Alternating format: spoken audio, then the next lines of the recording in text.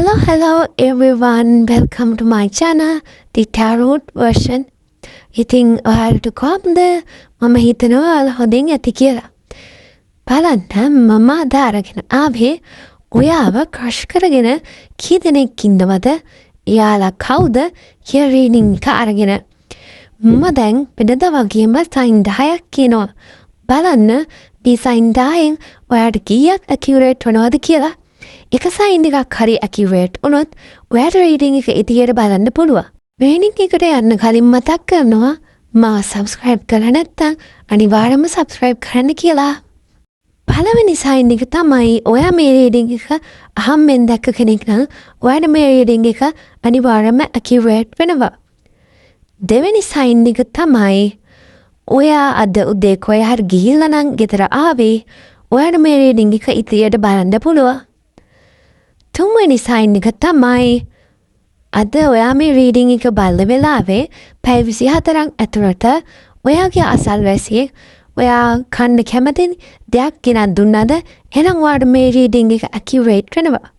හතරවෙනි සයින් එක තමයි ඔයා අද දවස ඇතුළතදී දේ දුන්නක් දැක්කනම් එහෙම නැත්නම් ඔයා දේ දුන්නේ පාට තියෙන මොකක්ම හරි දෙයක් දැක්කනම් ඔයාට මේ රීඩින් එක ඉදිරියට බලන්න පුළුවන්. පස්වෙනි සයින් එක තමයි ඔයා මේ වගේ රීඩින් එකක් ඉනකම් බලන් හිටපු කෙනෙක් නම් ඔයාට මේ රීඩින් එක ඉදිරියට බලන්න පුළුවන්.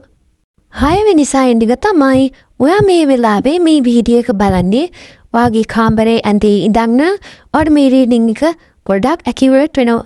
හත්වෙනි සයින් එක විදියට ඔයා දැන් ඉඳන් ඉන්න ඇඳුමේ අලු පාට, කළු පාට, සුදු පාට නැත්තං රෝස පාට පොඩ්ඩක් හරි තියෙනවා නම් ඔයාට මේ රීඩින් එක බලන්න පුළුවන්. අටවෙනි සයින් එක තමයි ඔයා දැන් ඉන්න තැනට බිත්තියේ මොන හරි බිත්ති සරසිල්ලක් තියෙනවා නම් ඔයාට මේ රීඩින් එක බලන්න පුළුවන්.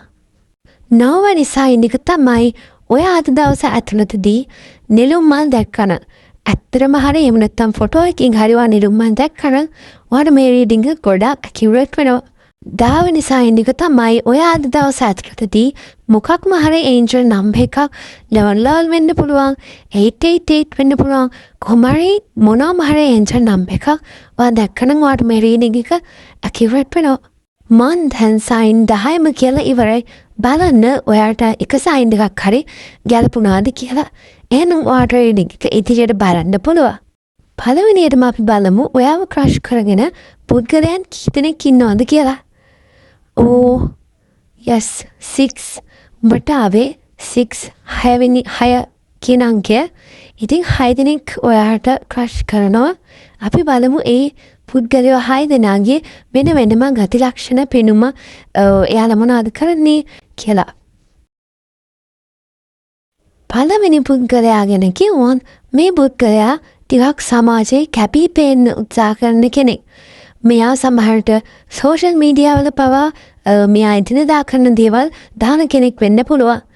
ඒ වගේම පළවෙනි පුද්ගලයාගේ පෞල් පසුබිම බැලුවොත් යම් කිසි වත්කමක් තියෙන හොඳ පවුලකින් පැවතගෙන එන කෙනෙක්. ඒ වගේම මේ පුද්ගලයා දැනට රැකියාවක් කරන්නේ නැති කෙනෙක් වෙන්න පුළුවන්. ඒ වුණාට මේ පුද්ගලයා තමන් ගැන සෙල්ෆ් කෙයා කරන තමන් ගැන ඕනට වඩා ටිකක් අභිමානයකින් ඉන්න පුද්ගලයෙක්. ඒ වගේම මෙයාගේ ගති ලක්ෂණ බැලුවොත් මෙයා ටිකක් ආඩම්බරෙන් ඉන්න කෙනෙක් කියලා මම කියවනේ. ඒ වගේම මෙයා බඩට දක්ෂ කෙනෙක්. එයා යන්නේ මොන ශ්‍රේෂ්ඨයෙන්ද? න්යායේ තමන් කරන දෙයට ගොඩාක් දක්ෂ කෙනෙක්. මෙයා ඔයාට ආකර්ෂණීය වෙන පුද්ගලයෙක්. ඒ වුණාට මෙයා ටිකක් ඔයාගෙන් ආස්කවුට් කරන එක ටිකක් පරක්කු කරනවා. හේතුව විදියට බැලුවොත් මෙයා හිතනවා ඔයාව ලබා ගන්න බැරි වෙයි. එහෙම නැත්නම් ඔයාට දැනටමත් කවුරු හරි ඉන්නවා ඇති කියලා මෙයා හිතනවා. මෙයා ඔයාට ගොඩක් ආදරේ. මෙයා ඔයාට ආදරේ ප්‍රකාශ කරන්න කැමතියි. මට ආදරේ සම්බන්ධයෙන්ම කාඩ් එකක් ලැබිලා තින්නේ ඒ වෙනුවෙන්. ඉතින් මේ පුද්ගලයා ඔයාට ගොඩක් ආදරේ සහ එයා ඔයාට ගොඩක් ආකර්ෂණීය වෙන පුද්ගලයෙක්. නමුත් මෙයාගේ ඔයාට ආදරේ ප්‍රකාශ කරන්නේ යම් කිසි බයක් දක්වනවා. ඔයා ප්‍රතිචාර කරන්නේ කොහොමද කියලා දන්නේ නැති නිසා එයා මේ ආස්කවුට් කරන එක ටිකක් පරක්කු කරන ගතියක් තමයි පෙන්වන්නේ. දෙවැනි පුද්ගලයාගෙන බැලුවොත් මේ පුද්ගලයා ගොඩාක් ධනාත්මක සිතුවිලි තියෙන පුද්ගලයෙක්. මේ පුද්ගලයාට ගොඩාක් හොඳ ඉතිරි දැක්මක් තියෙන පුද්ගලයෙක්. මෙයා හැමදේම කරන්න සැලසුම් සහගතව. මෙයාට ඉදිරියට යන්නත් හොඳ ප්ලෑන් එකක් තියෙනවා. නමුත් මේ අවස්ථාවේදී එයා ඉදිරියට යන්නේ නැතුව ස්ටක් වෙලා ඉන්නවා. එයාට ඉදිරියට යන්න ගොඩක් බලාපොරොත්තු ටාගට්ස් තිබුණත් මේ අවස්ථාවේදී ඉදිරියට යන්නේ නැතුව මොකක් මාරි හේතුවක් නිසා එක තැන නතර වෙච්ච ගතියක් එයාගේ තියෙනවා. හැබැයි ඒ දේ ඉක්මනින්ම වෙනස් වෙනවා. මෙයාගේ මේ එක තැන ස්ටක් වෙච්ච ගතිය සහ එක තැන නතර වෙලා වගේ තියෙන ගතිය ඉක්මනින්ම වෙනස් වෙලා ඉක්මනින්ම නැති වෙලා ගිහිල්ලා එයා අලුත්ම ජීවිතයක් පටන් ගන්නවා. ඒක ගොඩක් වාසනාවන්ත වෙනවා. ඉතින් මේක ගොඩක් හොඳ දෙයක්. මෙයා කැමති නෑ කීරවත් එක තැන නතර වෙලා වැඩි කල් ඉන්න. මෙයාගේ මොකක් හරි දෙයක් එන්න උනා නම් මෙයා වෙන රිලේෂන්ෂිප් එකක ඉඳලා ඉදී නතර වුණා නම් එහෙම නැත්නම් යාගේ ව්‍යාපාරයක් කඩා වැටෙනවා නම් එයා එතන එක තැන ඉන්න කෙනෙක් නෙවෙයි. මෙයාට ගොඩක් හොඳ ව්‍යාපාරික අදහස් තියෙන කෙනෙක්. මෙයා අලුත්ම විදිහකට නැවත ආරම්භ කරන කෙනෙක්. මෙයාට හොඳ තරුණ ජාබයක් තියෙන කෙනෙක්. ඒ වගේම සමහරට ලොකු වයසක් තියෙන කෙනෙක් නෙවෙයි වෙන්න පුළුවන් මේ කෙනා. ඒ වගේම හොඳ ආකර්ශනීය පෙනුමක් තියෙනවා මේ කෙනා. ෆීමේල් කෙනෙක් වුණත් මේල් කෙනෙක් වුණත් මෙයාගේ තියෙන එකම එක වැරදි පුරුද්දක් ගැන බැලුවොත් විශේෂයෙන්ම මෙයාට එක තැන නතර වෙලා ස්ටක් වෙලා වගේ ඉන්න හේතුවත් ඒකමයි. විශේෂයෙන්ම මෙයා නැති වෙච්ච දේවල් ගැන අතීතයේදී නැති වෙච්ච දේවල් ගැන ගොඩක් හිතලා ඕවර් තින්කින් කරන කෙනෙක්, දුක් වෙන කෙනෙක්. ඉතින් මෙයාගේ එහෙම ගතියක් නම් තියෙනවා. මේ පුද්ගලයා නම් ඔයා ගැන හිතන්නේ ඔයාව දිනා ගන්න නම් එයාට ලොකු තරංගයක්, හරියට යුද්ධයක් වගේ තරංගයක් ජය ගන්න වෙයි ඔයාව දිනා ගන්න නම් කියලා එයා හිතනවා.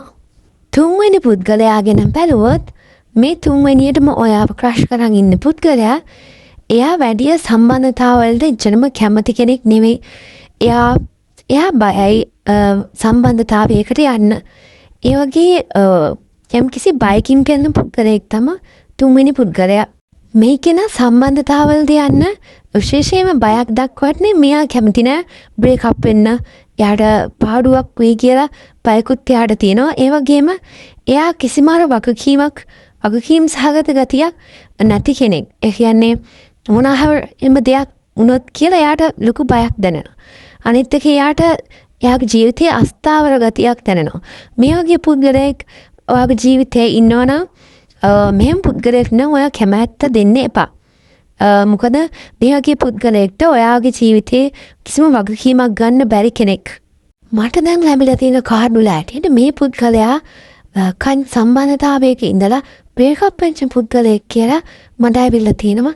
මේ පුද්ගලයා මේ දවස්වල යම්කිසි සුවයක් ලැබමින් ඉන්න යක්තම මට පෙන්눔 කරන්නේ. මේ පුද්ගලයා දැන් හීල් වෙන ගමන් තමයි ඒ වගේ පුද්ගලයෙක් එක්ක සම්බන්ධතාවයක් පවත්වන්න හිතන්න එපා. මොකද එයා සම්පූර්ණයෙන්ම හීල් වෙන්න ඕනේ. මේ පුද්ගලයා ලොකු බලාපොරොත්තුවක් තියෙනවා එයාත් එක්ක කතා කරන්න.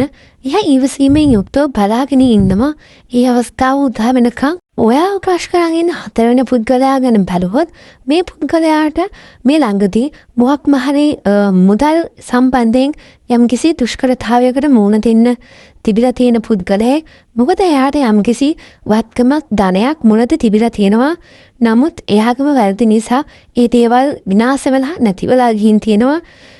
ඉතින් මේ වගේ කෙනෙක් ඔයා ගැන ක්‍රෂ් එකක් තියාගෙන ඉන්නවා.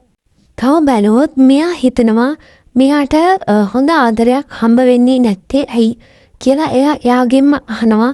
මොකද එයා ඕනට වඩා ඕවර්තින්ක් කරන කෙනෙක්. මම මුලදී කිව්වා වගේ මෙයාට මොන දේ නැති වුණත් මෙයා ගොඩක් උත්සාහවන්ත පුද්ගලයෙක්. කිසිම වෙලාවක පරාජය වුණා කියලා අතාරින්නේ නැති කෙනෙක්.